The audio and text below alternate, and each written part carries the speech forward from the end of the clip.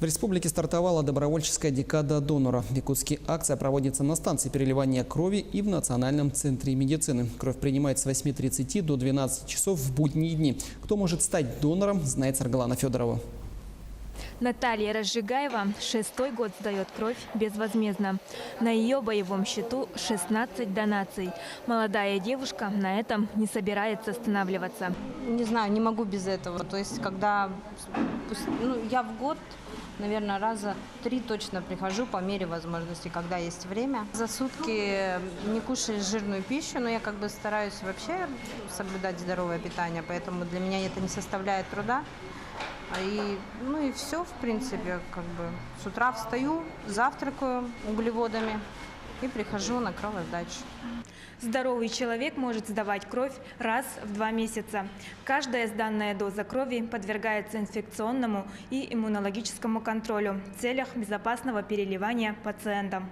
Стать донором может любой здоровый человек старше 18 лет, не имеющий противопоказаний к донорству, если его вес больше 50 килограмм. Перед сдачей крови потенциальные доноры проходят предварительное лабораторное обследование у врача-трансфузиолога. Сдаю уже давно. Считаю, что дело нужное. И если у кого есть возможность сдавать, то, пожалуйста, могут сдавать. Наметилась позитивная тенденция перехода к добровольному донорству крови. В Якутии из общего числа доноров волонтеры составляют 70%.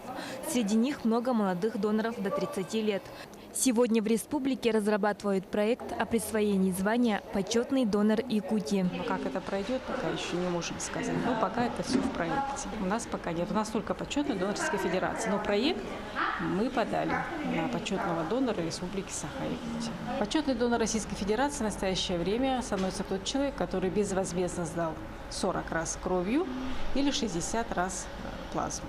Процедуру сдачи крови обеспечивают и районные больницы: Алданская, Верхневилюйская, Ленская, Мирнинская, Нерюнгринская, Мигино-Кангаласская и Удачнинская городская больница. Саргалана Федорова, Семен Семенов, Якутск.